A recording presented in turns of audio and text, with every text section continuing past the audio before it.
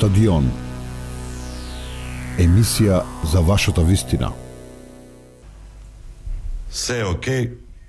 Вие ја прележавте короната. Да. А имавте пред тоа неколку пати изолација. Да. Фала Богу, тоа помина. Сега се обидуваме да соодветно одговориме на другите предизвици, особено економските предизвици, и секако гледаме малце понапред за одредени индустрии и сектори кои што незначително се погодени од ковид, како тие треба да бидат поддржани. Но има доста предизвици. Битики додека да ви го изгласа петиот пакет, ќе треба шести да направите, веќе нема време веќе. Мислам дека во суштина тоа што е предизвик сега за владата е одредени сектори кои што беа затворени заради здравствената криза, тоест ние веќе подготвуваме наредната недела ќе излеземе со целосниот модел за угостителството, затоа што они беа затворени 14 дена со одлука на влада, и веќе неколку други одредени сектори кои што сметам дека нема да го наречам шести пакет, туку нека биде 5+, но секако гледаме ако веќе треба и е нужно за шестиот пакет на мерки, да тоа навистина биде малце по-сеопфатен пакет, затоа што сметам дека на тие кои што во претходниот период ги уфаќавме само компаниите кои што беа погодени, сега би требало да го прошириме, туку и на тие кои што се успешни, да видиме кои се работи би требало да се направат за да нив им се помогне, затоа што тие во принцип се генератори на раст. Со индустријата имавте состанок. Се договоривте нешто? Па да, ние искрено, за жал, ја можам да ги разберам и ивент индустријата, и угостителите, и транспортерите, и туристичките агенции, туристичките капацитети. Во суштина сите ние сме свесни дека кога имате економска криза која што трае година дена, неизвестноста заради здравствената криза е очигледна, дека ние во принцип ќе бидеме малку нервозни. Со евент индустријата повише беше работа на согласување и разјаснување на одредени работи. Сметам дека сега само што заврши пред некоја минута со состанокот со нив, разјаснивме одредени работи, а заклучокот е дека во принцип не е дека евент индустријата не е поддржана. Евент индустријата беше дел од сите пакети на мерки. Во петиот пакет на мерки има 3 одредени мерки кои што се однесува само на евент индустријата. Они добиваат финансиска поддршка на плата. Целиот модел за финансиска поддршка на плата беше сменет и скалестата поддршка беше направена токму за компании кои што учествуваат во евент индустријата, затоа што они имаат навистина голем пат на приходи. Второ, бескаматната кредитна линија преку Развојната банка која што се креира со механизам за неповратни средства е исто така направена за компанија од евент индустријата. И третата мерка е мерката во која што ние обезбедивме финансиски средства за креирање на содржина или организирање на настани од компании кои што учествуваат во евент индустријата. И овде се разјаснивме дека во суштина ние не им нудиме да они организираат државни настани, туку ние понудивме тема, затоа што зборуваме за јавни средства, во кои што они би требало да дојдат со јасна содржина за одбележување на тие теми. Секако сметаме дека е релевантен износот. 1 милион евра се стават на располагање за организирање на најмалку 40 пријави или апликации, проекти, кажете ги, со низа на настани и серијали на настани.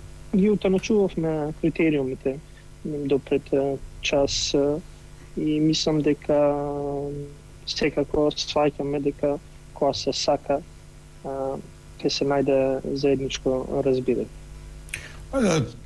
Питејќи околу оваа наша тема, ИКТ индустријата, IT индустријата, пред 3-4 дена, тоа е можеби една од ретките светли точки за време на пандемијата. Голем раст на приходите од 12%, на вработените на нови компании 8%, за даноци, за други работи веројатно 17-20%. Што е една радосна вест, ја соопшти претседателката на МАСИТ Анета Пешева при следбата со лидерот на ВМРО ДПМН Мицкоски. Да. Не знам сега, можеби тој очекувал лоши, може да критикува, меѓутоа после тоа гледам се снајде. Кажа супер ова, ама владата треба да бустира со стимулации, со мотивација. Секако. Ги следите ли овие информации и кој е вашиот одговор на забелешките?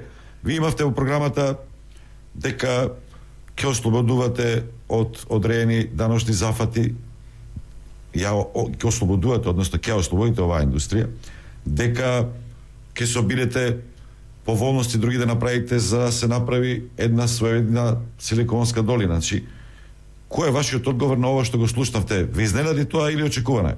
Не. Знаете, во суштина, ја ќе кажем, имав среќа да бидам дел од, сум бил во делот на бизнес секторот, тоест ги представував интересите на бизнес заедницата одредено време кога бев извршен директор на една од стопанските комори. И ИКТ индустријата, јас секогаш сум кажувал дека тоа е иднината не само во Македонија, туку и на широко. И искрено не ме изненадуваат воопшто позитивните резултати во периодот на COVID во ИКТ индустријата. И малку ми беше интересно што некој се обидува тоа да го искористи, еве сега нешто се случува. Една таква интересен настан ние имавме пред година и пол, кога ја подготвувавме програмата на владата, затоа што бевме убедени дека како влада, тоест како политичка партија ќе победиме и дека ќе креираме влада, и во суштина тогаш ги адресиравме сите тие потреби кои што и ИКТ индустријата би требало да биде генераторот на раст.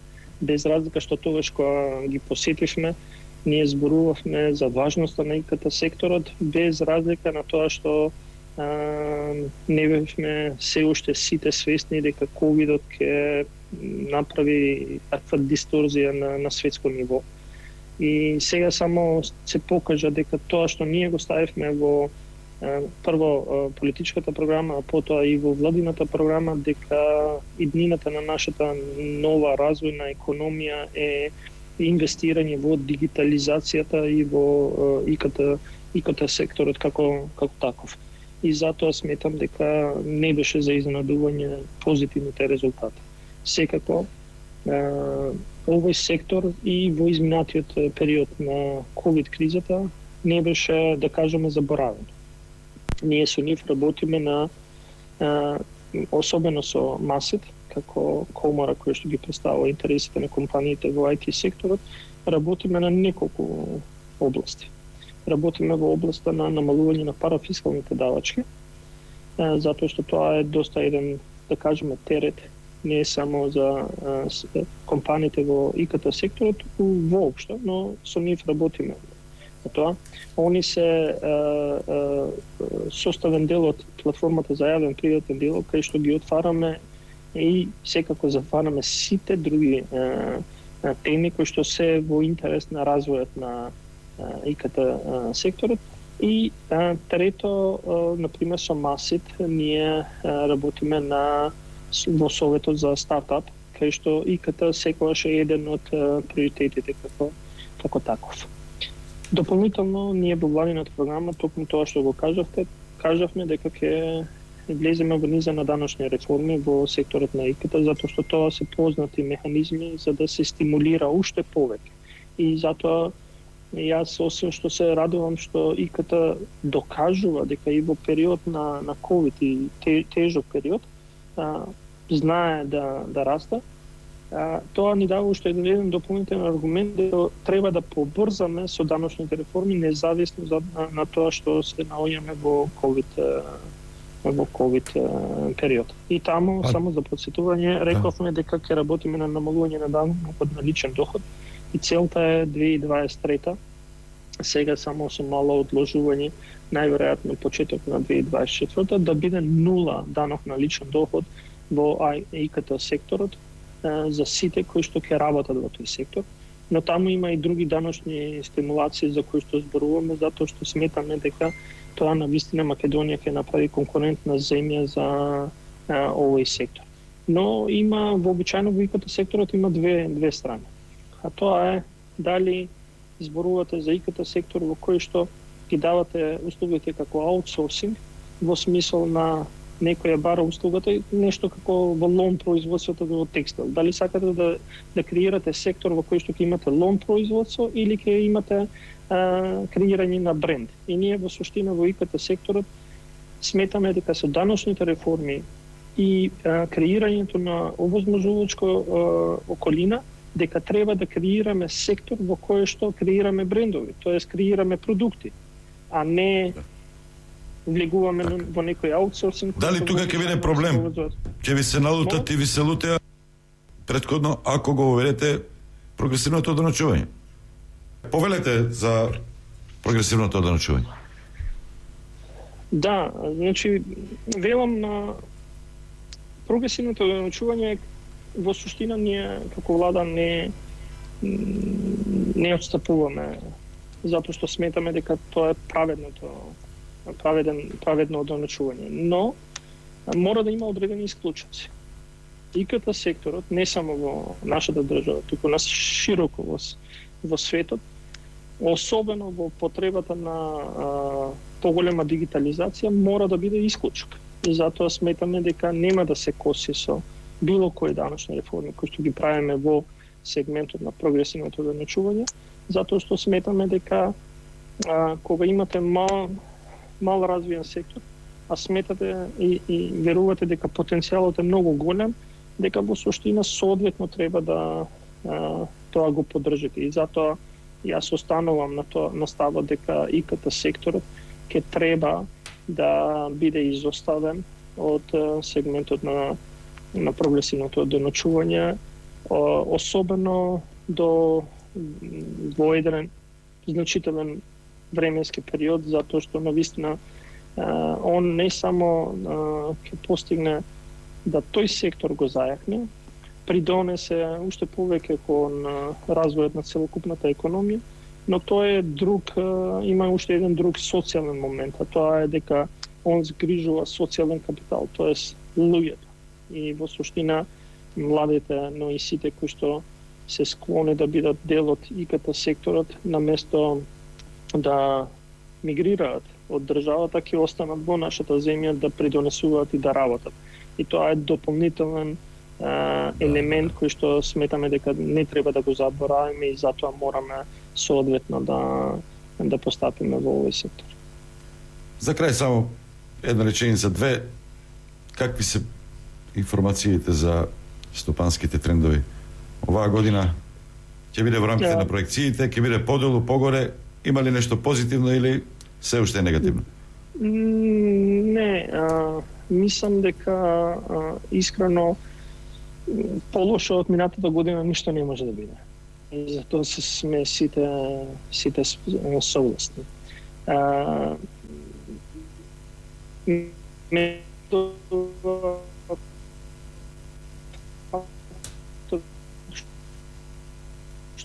Што 2021 од аспект на приходи, даночни приходи е навистина на многу задоволително ниво. Имаме во сите даноци изголемување на приходната страна. Тоа што е малку загрижувачко е, да кажеме, нистото ниво во делот на индустријското производство или мал пад и во трговската размена, но тоа е очигледно затоа што вообичаено првиот квартал е таков, особено во период во кој што има здравствена криза која што продолжува, но тенденциите се позитивни. И јас да не биде дека сум преоптимиста, но Јас верувам и реално сметам дека нашите проекции, особено вчера проекциите на меѓународни финансиски институции укажуваат дека годината ќе завршиме некаде отприлика 4,1% раст, што е навистина добра вест и добра проекција.